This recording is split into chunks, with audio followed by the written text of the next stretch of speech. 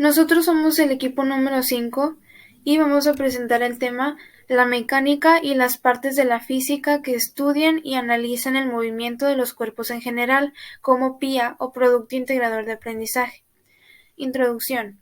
En esta presentación se impartirán las reflexiones por parte del equipo respecto a los temas tratados a lo largo de las 4 etapas del semestre, tales como cinemática, movimiento en una dirección, cinemática, movimiento en una y dos dimensiones, cinemática, movimiento circular y dinámica, aplicación de las leyes de Newton. Reflexiones sobre las actividades de la fase 2 completa de la evidencia de aprendizaje de la etapa 1. En la fase 2 de la primera etapa, realizamos una práctica de cinemática en donde analizamos el movimiento rectilíneo con velocidad constante. Para describir este tipo de movimiento, podemos decir que es la trayectoria que realiza un cuerpo sobre una línea recta con una misma rapidez durante todo el trayecto, o sea que no presenta aceleración. En la fase 2 utilizamos un simulador rectilíneo en el que logramos entenderlo mejor y registrar todos los datos de este movimiento, como los segundos, metros, velocidad y aceleración nula. Luego de haber comprobado los resultados de ese simulador, concluimos con lo siguiente. El movimiento que se presenta en la gráfica se produce gracias a la posición contratiempo. Por ello, el tipo de movimiento que realiza es propio del movimiento rectilíneo con velocidad constante. Después del movimiento rectilíneo con velocidad constante, pasamos al movimiento rectilíneo con aceleración constante, en donde también analizamos la trayectoria de un cuerpo sobre una línea recta, pero esta vez no sería con una velocidad constante, sino que ahora tendría una aceleración que es constante, lo cual afecta la rapidez y la hace proporcional a la aceleración por segundo. Para este análisis llevamos el mismo proceso que con el movimiento con velocidad constante, solo que esta vez al recabar los datos la aceleración ya no sería nula. Este fue el resultado del simulador después de la prueba. Al terminar de comprobar los datos de este simulador, concluimos con lo siguiente. La aceleración de la gráfica inicial es de 0.5. La aceleración crea el cambio de velocidad durante el cambio en el tiempo durante 0.25 segundos, donde la aceleración aumenta a 2 metros por segundos cuadrados, hasta que dentro de esta ahora decidimos que hay un cambio de aceleración dentro del cambio en el tiempo, o como un término poco común conocido como sobreaceleración o tirón. Aunque no sea un término muy usado, esto pasa dentro del segundo 0.30 y 0.5. Posteriormente a esto, se mantiene en una velocidad constante.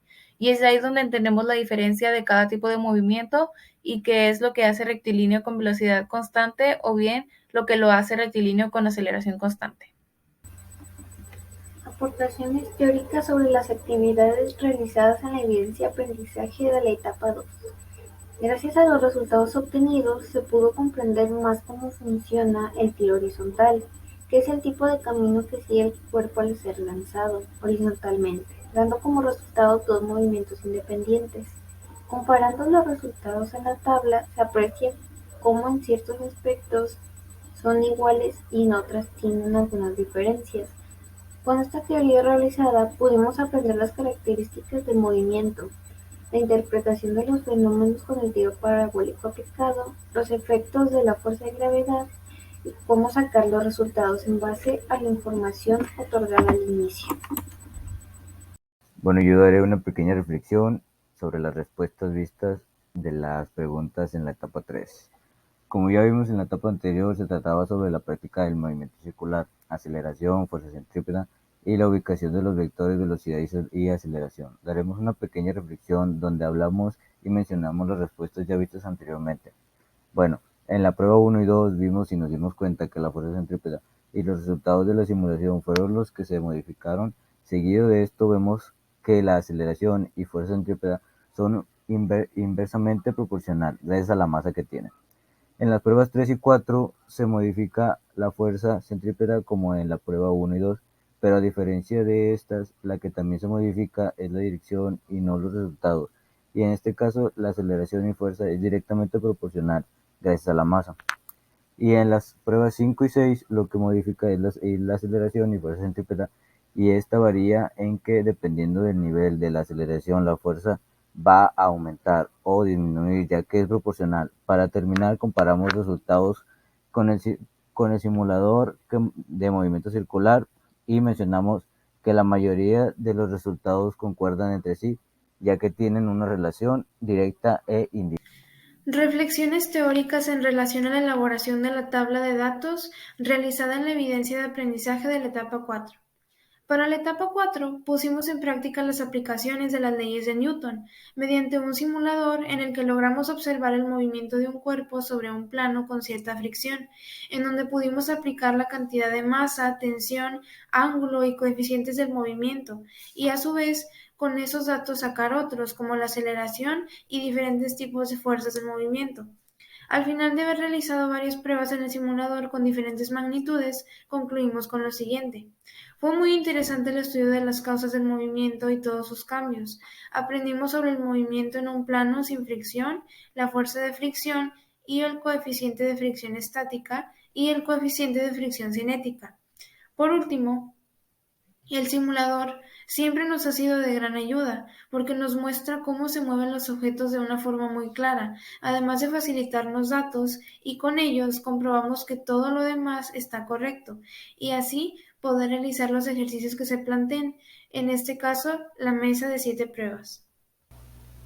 Lo aprendido en el curso a partir de los puntos 2, 3, 4 y 5 fueron que en la fase 2 pudimos realizar una práctica de la cinemática donde analizamos el movimiento rectilíneo, donde utilizamos un simulador de movimiento rectilíneo en el que logramos entenderlo mejor y registrar todos los datos después de haber comprobado los resultados de ese simulador. Concluimos con lo siguiente: el movimiento se produce gracias a la posición contratiempo, por ello el tipo de movimiento que realizamos es propio del movimiento rectilíneo con velocidad constante. Después pasamos al movimiento rectilíneo con aceleración constante, donde también analizamos la trayectoria de un cuerpo sobre una línea recta.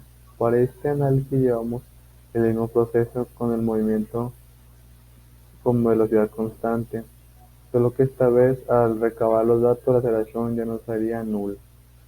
También se pudo comprender más cómo funciona el tiro horizontal. Con esta teoría realizamos las características del movimiento, la interpretación de los fenómenos con el tiro parabólico aplicado, los efectos de la fuerza de gravedad, cómo sacar los resultados en base a la información otorgada. También vimos en la etapa anterior que se trataba sobre la práctica del movimiento circular, aceleración, fuerza centrípeta y la ubicación de los vectores velocidad y la aceleración. Daremos una pequeña reflexión donde hablemos mencionado la respuesta ya vistas anteriormente. En las pruebas 1 y 2 nos dimos cuenta que la fuerza centrípeta y los resultados de la simulación fueron los que se modificaron, y en las pruebas 3 y 4 se modificó la fuerza centrípeta como en las pruebas 1 y 2. Al final se comparaba los resultados con el simulador del movimiento circular y mencionamos que la mayoría de los resultados concuerdan entre sí. Y por último, a manera de conclusión, explicaré cómo los movimientos y las leyes aprendidas en el semestre tienen relevancia y aplicación en nuestra vida diaria y en el entorno en general. Como observamos a lo largo de la etapa, la física se aplica en todas las acciones que realizamos constantemente. Los movimientos y las leyes de Newton no son la excepción, son las que más se aplican en nuestra vida. Las leyes utilizan una unidad muy importante llamada fuerza. La fuerza se aplica a todo. Por un lado, las leyes de Newton son muy importantes, pues nos permiten comprender, explicar y predecir muchos fenómenos naturales que relacionan fuerza y movimiento de los cuerpos que se mueven a velocidades relativamente pequeñas. Por otro lado, todos los movimientos que ocurren en la Tierra y en el universo pueden ser explicados con estas leyes. Por lo tanto, estos dos están relacionados con lo que sucede en nuestro entorno y tienen aplicación práctica en la vida diaria, como en las ciencias naturales, en la ingeniería, en la técnica, etc.